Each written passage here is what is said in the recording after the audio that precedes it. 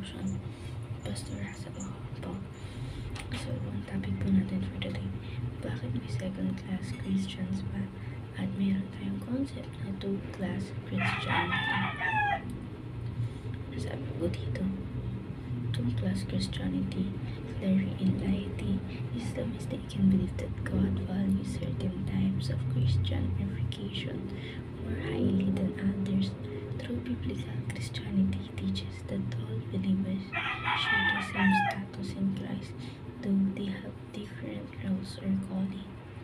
At makikita natin ito sa Psalms chapter 24 verse 1. Ang sabi po dito,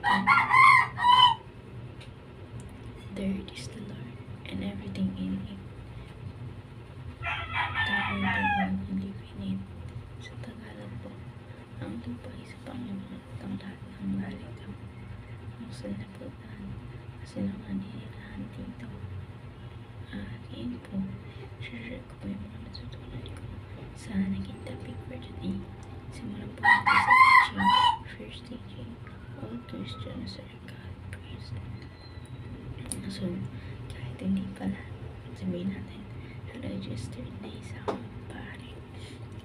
Isa kang priest para sa Panginoon. Ikaw ay nagsasabi, sumasamba sa Kanya. At syempre, nag-share ka ng salita ng Diyos. At sa second teaching natin, all vocations are God's calling. So, lahat pala ng pagpapalang sa buhay natin, yung mga vocations sa buhay natin, God's will pala siya, hindi siya will lang ng isang tao. Kasama siya ang plano ng Diyos sa buhay natin. So ngayon, sa application, all life God's glory. So, yung lahat pala ng buhay ng lahat ng tao is glorify siya within our God. Siyempre, so yung Diyos na meron ng langit at lupa. So, i-glorify natin is si God. So, sa ating application naman, treat your workplace as sanctuaries. So, para hindi ka magkaroon ng problem within your place or within your workplace.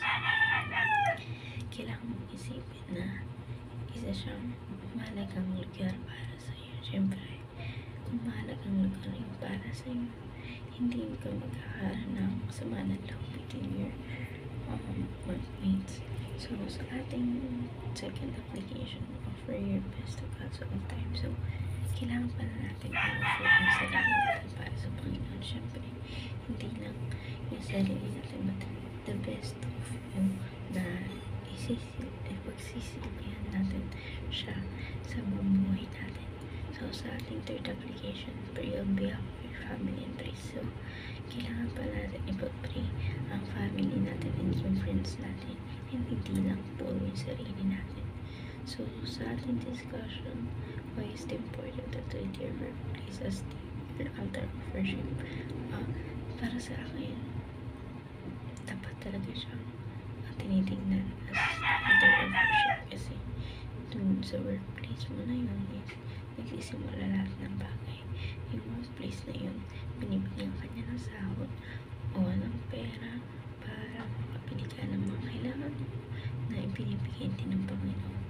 So, sa ating alternative version, what I've learned is devotion. So, natutunan ko sa devotion natin yun na yung pagtatrabaho mo or yung place mo sa dapat nasa puso mo din siya.